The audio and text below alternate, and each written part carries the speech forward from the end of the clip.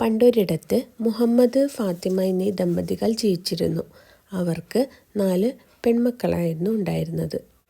വലിയ സാമ്പത്തിക സ്ഥിതിയിലൊന്നല്ലെങ്കിലും അവർ നല്ല രീതിയിൽ തന്നെ മക്കളെയും നോക്കി അങ്ങനെ ജീവിച്ചു പോന്നു. 4 പെൺമക്കളായതുകൊണ്ട് തന്നെ അവർക്ക് സമൂഹത്തിൽ പല വെല്ലുവിളികളും നേരിടേണ്ടി വന്നിട്ടുണ്ട്.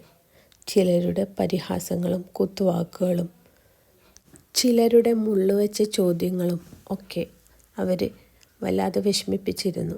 എന്നാൽ അവർക്ക് തക്കതായ മറുപടി അവർ കൊടുത്തിരുന്നു. അള്ളാഹുവിൻ്റെ അനുഗ്രഹങ്ങളാണ് പെൺമക്കൾ.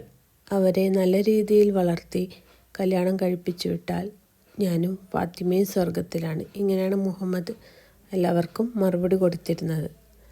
മുഹമ്മദിന് അധ്യാപനമായിരുന്നു ജോലി. അതുകൊണ്ട് തന്നെ അതിൽ നിന്ന് കിട്ടുന്ന വരുമാനം കൊണ്ടാണ് ആ കുടുംബം ജീവിച്ചിരുന്നത്. തുച്ഛമായ വരുമാനമായിരുന്നെങ്കിൽ കൂടിയും അവർക്ക് സന്തോഷം അതിൽ കണ്ടെത്താൻ കഴിഞ്ഞിരുന്നു.